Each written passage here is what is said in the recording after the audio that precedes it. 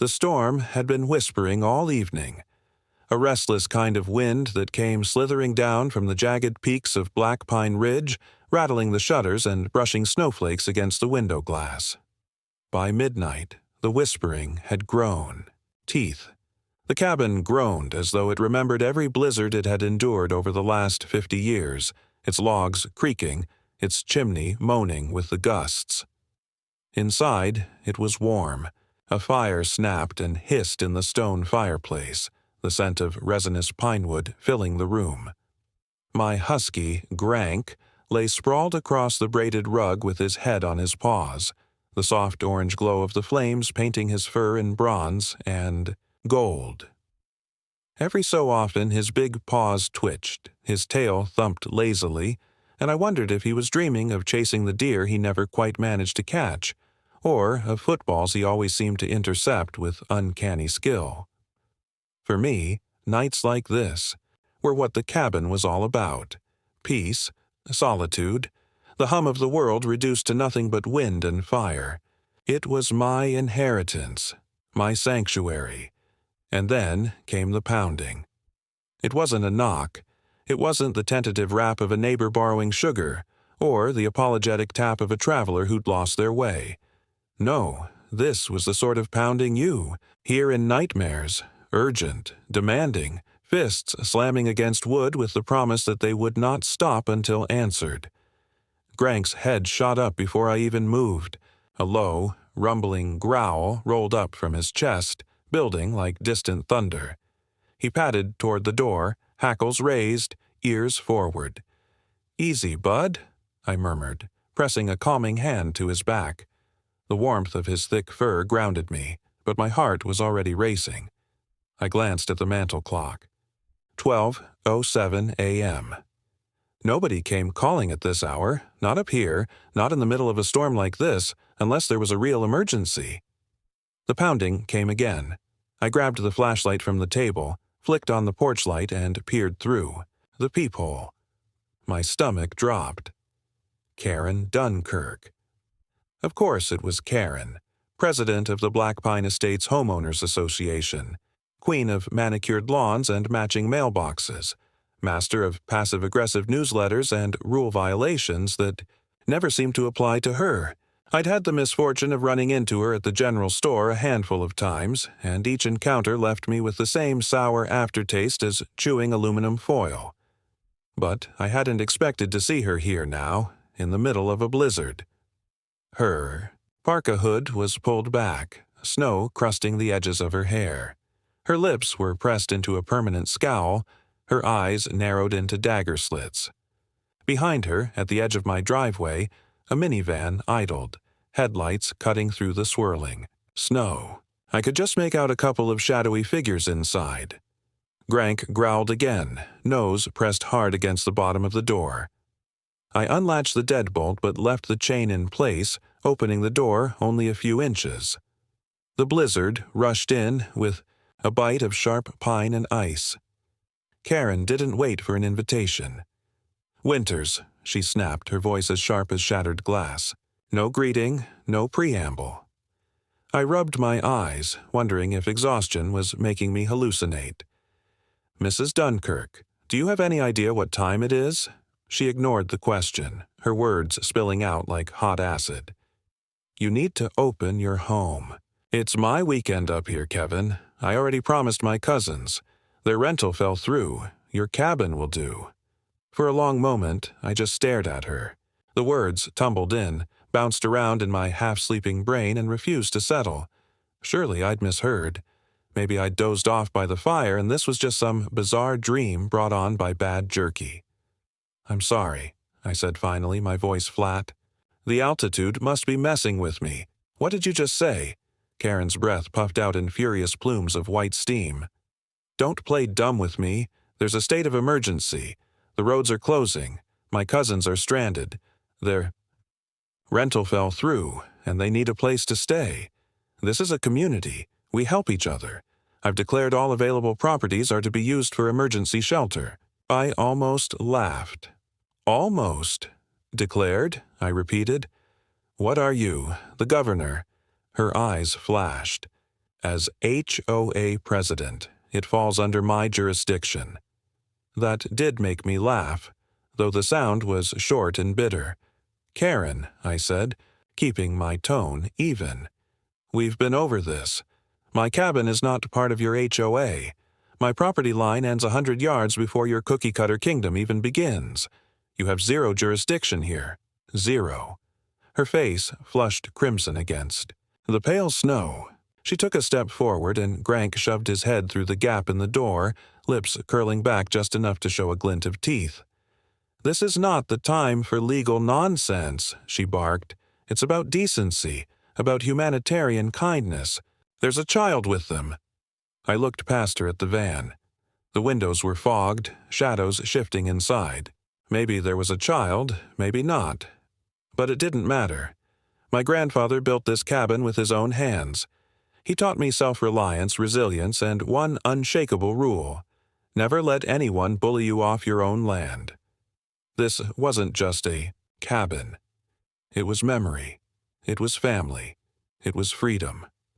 "My answer is no," I said quietly, firmly. "They can go to a hotel or the emergency shelter at the high school, but they're not staying here." Grank growled his agreement, barking once so loudly the sound cracked across the snow like a gunshot. Karen flinched, then rallied with renewed fury. Her face twisted, lips curling into a mask of venom. "You are a selfish, antisocial man, Kevin." "Winters," she hissed. "And that dog," she jabbed a trembling finger toward Grank, "is a menace." I smiled thinly. "He's a great judge of character." The sarcasm sailed right over her head. She stepped closer to the door, her finger still raised, trembling with rage. Her voice dropped to a hiss, the kind that worms under your skin. "You will regret this. When this storm is over, you'll find out what it really means to be part of a community, one way or another." She turned on her heel and stomped off into the snow, her boots crunching against the frozen ground. The van's headlights swept across my porch as she climbed inside, and then the vehicle pulled away into the storm. I closed the door, slid the chain back into place, and leaned against the wood. My breath fogged in the air. Grank pressed against. My leg, warm and solid. I scratched his ears. "Guess we're not on Karen's Christmas card list this year," he huffed, curling back up by the fire as though nothing had happened. But I knew better. This wasn't over. Not by a long shot. Karen's taillights disappeared into the storm, swallowed by the pines. For a moment, I thought maybe that was the end of it. But then I remembered who I was dealing with. Karen Dunkirk wasn't the kind of person who accepted no. She was the kind who saw boundaries as personal insults, the kind who mistook her clipboard for a crown. I slid the chain back on the deadbolt and locked it tight. Grank whined, ears tilted forward, eyes fixed on the window like he expected her to come marching back. "I know, buddy," I said, rubbing behind his ears. His fur was warm, solid beneath my palm. "She's something else." I stepped to the window. Snow fell thick and heavy now, the kind of snow that muffled sound, swallowing. The forest in silence. Each flake swirled in the beam of the porch light, twisting like white sparks. But the silence wasn't comforting. It was waiting. Her parting words clung to the air like smoke. This wasn't over. People like Karen didn't retreat. They regrouped. Killed the light, but the van didn't leave. Through the trees, I saw it idling at the curve where my drive met the county road.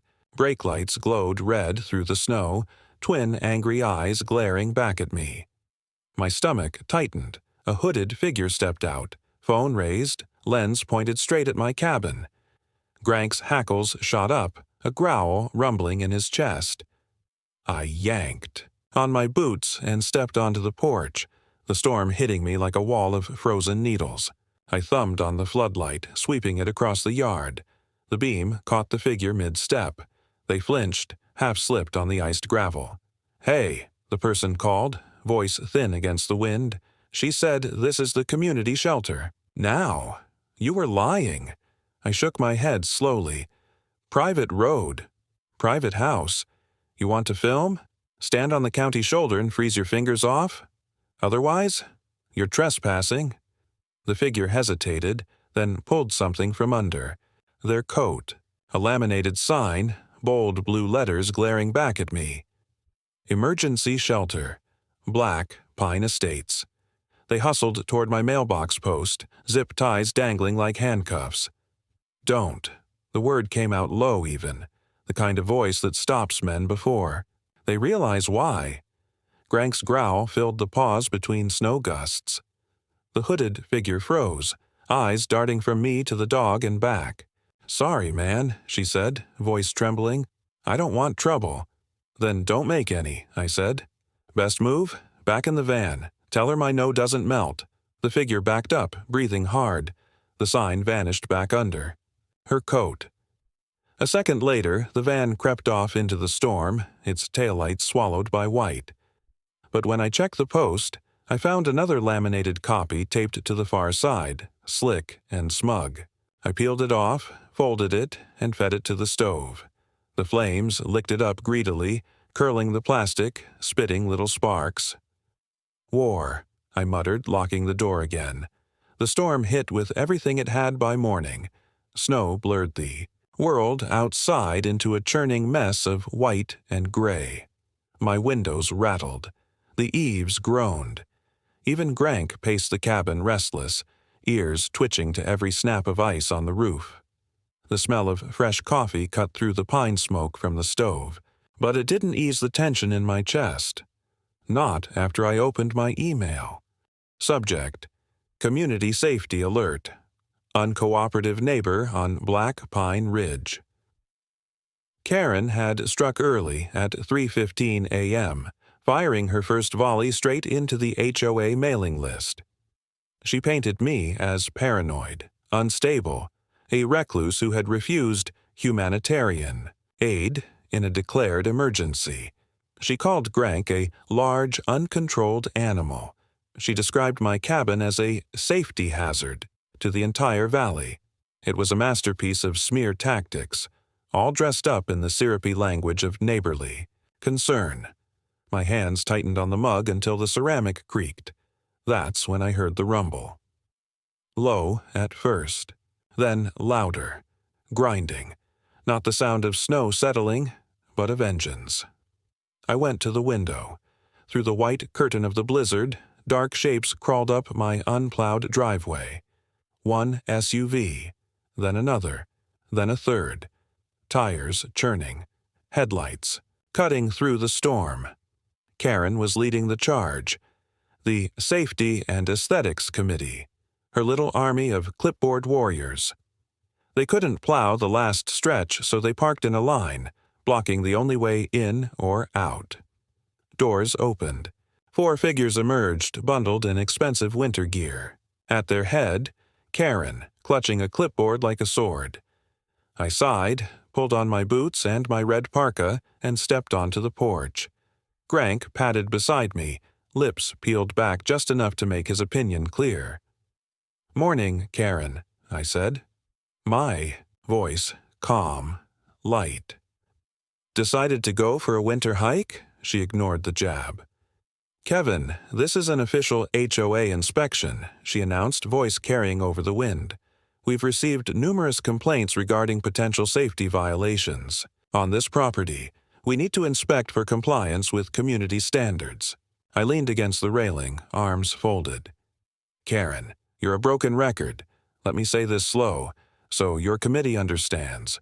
My property—" I pulled a folded paper from my pocket and shook it open against the wind. "Is not in your HOA. This is the county plat map. My parcel's here. Your boundary's here. Legal, clear, black and white. You've got no authority. None." Her face pinched tighter, but she wasn't backing down. She stepped onto the first stair, clipboard, raised like she was addressing a crowd. "I am serving notice of inspection for life safety violations. Failure to comply will result in fines." "No," I said simply. She bent to tape a plastic sleeve to my post. Grank slid a paw forward, silent, eyes locked. "Careful," I said, resting a hand on his shoulder. One of her cronies, a big man I recognized from the general store, took a step forward. "Just let us look around, Winters. 5 minutes. We'll be out of your hair." "That's your second trespass," I said. My voice stayed even, but the warning was there. "You won't like your third." The man put one boot on the bottom. Step. Then the wind hit, tearing Karen's clipboard from her grip. Papers scattered, spinning through the snow like albino leaves. The big man lunged after them, boots slipping. His feet skidded, arms windmilling, about to eat a mouthful of stairs. I caught his sleeve, braced myself, hauled him upright. For a second, he just stared at me, shame and anger warring on his face. "You're welcome," I said. "Now get off. My steps." Karen's mouth was a bloodless line. "You assaulted him." I barked a bitter laugh. "Karen, if I'd assaulted him, he'd be face down in the snow. I stopped him from breaking his neck." "There's a difference." She jabbed a finger toward the nearest SUV. "Launch the drone. Get roof shots, ice load, missing guards, whatever we can sight." "You launch anything over my land," I said, coldly, "and it's coming down in a trash bag." Silence. Just the wind. Karen's jaw worked. She hissed to her crew, "Gather it up. We'll do this by the book." They hesitated, puffed up chests deflating under my stare. Finally, she turned, motioning them back. They trudged to their SUVs, executed a clumsy three-point turn, and crawled back down the mountain. I stood on the porch until the last of their taillights vanished. The snow erased their tracks almost immediately, as if the mountain itself was glad to see them go.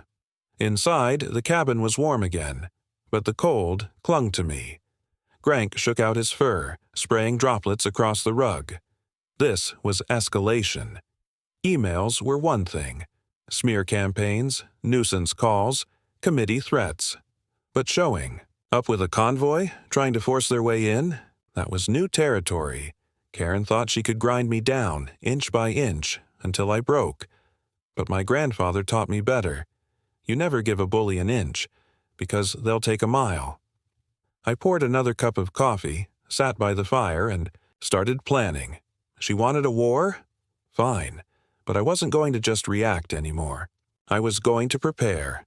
And when she tried again, because I knew she would, I'd be ready. Chapter 3. The Storm and the Lie. The silence of a blizzard is unlike any other. It's not the absence of sound, but the swallowing of it, as if the world itself has been smothered under a wool blanket. Every crack of timber in the stove, every slow creak of the cabin's frame, becomes magnified against that suffocating hush. That night, I clung to those tiny sounds, each one reminding me that the old cabin was still standing, still sheltering me and Grank against the storm raging outside. I had done everything I could. Cameras lined the perimeter, their feeds streaming. Into the tablet that rested by my chair. Documents and property deeds lay in a folder by the fire. My shield against the lies Karen spread. The bell collar, strung with old cans, stretched across the tree line like a tripwire. And Grank, faithful, silent, steady Grank, lay by the front door, eyes fixed on the dark. He was my guard, my shadow, my reassurance. Karen's campaign had already begun. Flyers pinned to the community board painted me as some shadowy menace, warning neighbors to know their enemy with a blurred photo meant to resemble me. Cars slowed at the mouth of my road, windows down, faces hidden in the snow as they crept past. It was intimidation, plain, calculated intimidation, but I refused to let it work. My grandfather had always told me, solitude is only scary if you're unprepared, and I was prepared. At 2:58 a.m., the bell ticked lightly like porcelain tapped by a spoon. My heart leapt into my throat. Grank's ears pricked forward. I grabbed the headlamp and slipped to the back door, easing it open a crack. The storm hissed through the gap, biting at my face with frozen breath. Lights off, I moved in the dark. A quick scan of the yard revealed nothing but the white blur of snow and a spooked yearling deer bounding into the trees. False alarm. My shoulders loosened, though Grank's tail gave a doubtful thump. We fixed a sagging branch threatening the roof, then returned inside to warm tea and the glowing stove. The trap was set. Now came the waiting. At 4:12 a.m., waiting ended. The bell didn't whisper this time. It sang. A metallic jingle, sharp and deliberate, cut through the storm's muffled roar. Grank growled low in his chest, eyes locked on the rear of the cabin. My heart raced, blood pounding in my ears. I snatched the tablet, thumb flying over the screen, switching camera feeds. The front yard, empty, just white chaos. The driveway, same. Then the back feed flickered to life and I froze. Two figures clad head to toe in black, hoods pulled tight against the storm, crept from the tree line. One lingered near the trees, scanning nervously. The other crouched at my kitchen window. Metal glinted in his gloved hand. A pry bar. He slid it into the old wooden frame, testing, pressing. The wood groaned in protest. My blood went cold, then boiled. And this wasn't intimidation anymore. This was escalation. They were breaking in.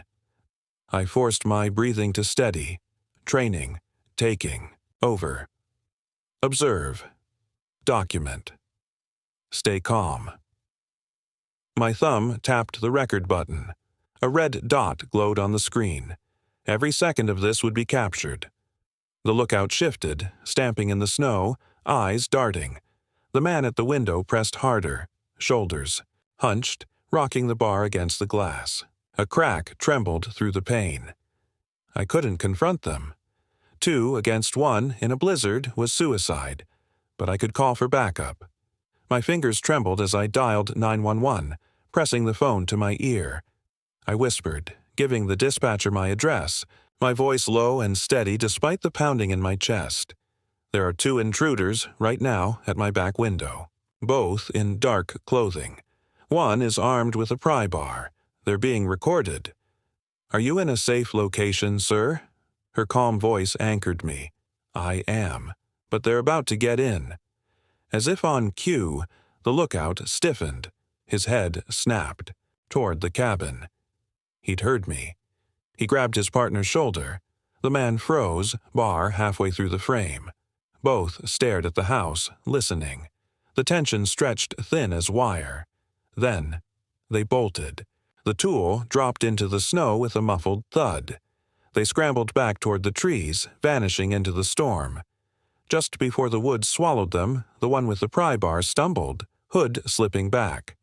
For a brief, perfect instant, his face turned toward the camera. The infrared lens caught him crystal clear. Recognition hit me like ice water. Karen's nephew. The same young man I'd seen mowing her lawn, fixing her gutters, hauling her groceries. And the older figure beside him, I knew him too. Her cousin. Her family. The dispatcher's voice jolted me back. "Sir, are you safe? The suspects fled?" "Yes," I breathed, adrenaline draining. "They're gone. Into the woods." It would take hours for deputies to arrive. The storm had made the ridge impassable, but I had what I needed. I saved the file, labeling it Attempted B&E, 4:12 a.m. Proof, evidence, my silver bullet. But a new dread slithered in. If Karen had sent her own blood to do her dirty work, what would she try next? A cornered animal was dangerous. Karen Dunkirk, president of the HOA, queen of petty rules and imagined authority, was about to become something far worse. By dawn, the storm had swallowed the world whole. White walls of snow erased the trees, the road, everything beyond my porch. The deputies never made it. Dispatch called back. The ridge was closed even to their 4 powers. I was cut off. Just me, Grank, and the footage that could ruin Karen. For a time, it was quiet. Too quiet. I stoked the fire, cooked eggs, fed Grank, all while the cameras showed nothing but swirling white. My gut told me silence wasn't safety. It was plotting. The phone rang just before noon. Sheriff's Department. I snatched it up. "Mr. Winters, this is Sergeant Alvarez. We need to talk." "I assume you have my report," I said. "The two men who tried to break in, Karen's relatives." "I do," he said heavily. "But that's not why I'm calling." I braced. "Then what?" "It's Karen. She's made another report." He sighed, his voice weary. "This time, she claims you're having a breakdown. Says she saw smoke from your chimney, then it stopped. She's worried your heat has failed and you're at risk of freezing." I glanced at the stove, flames roaring, heat shimmering. "She's lying, Sergeant. I've had a fire going all night. I'm fine." "I figured, but it gets worse. She's claiming you have a child in there with you." My blood froze. "A what?" "She says a young nephew is staying with you, that your unstable behavior and failing heat put him at risk. She's demanding an emergency welfare check under child endangerment statutes." The bile rose in my throat. Karen had invented a child, an imaginary victim, to force law enforcement into my home. She knew they couldn't ignore a child in danger during a blizzard. She had created a 5-alarm emergency out of thin air. "There is no child here," I said, fury shaking my voice. "It's just me and my dog. She's manufacturing this to force her way in." "I believe you," Alvarez said quietly, and to my surprise, he sounded like he meant it. "But my hands are tied. We have to act on credible reports involving children." "How?" "Your deputies said the road is impassable." Another pause. Karen anticipated that. "She's provided a snowplow and a driver. They're clearing a path for us right now."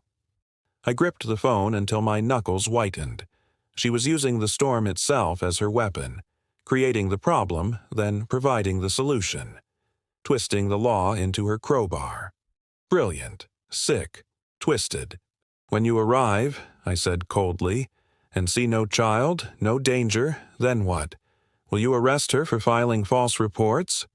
If we can prove intent, maybe, but she'll claim confusion, a mistake. Hard to prove otherwise. Just be ready, Mr. Winters. We're coming." The line went dead. I stood by the window, the world outside erased by white, my dog restless at my side. Karen wasn't just desperate now. She wasn't just angry. She was armed, with lies, with the storm, with the law itself. And she was plowing her way straight to my door. The war had changed, and the next battle would decide everything. This was my home, and it was safe. I went as far as I had to, and I knew with absolute certainty I would do it all again if I had to. And if you've been following this story, if you've watched how the truth cut through the storm, I'll ask you one last thing. Don't let people like Karen Dunkirk control the story. Don't let lies spread faster than the truth. Share this. Subscribe to the channel. The more eyes on the truth, the less power these bullies ever have again. This ridge has seen enough shadows. Let's keep it in the light.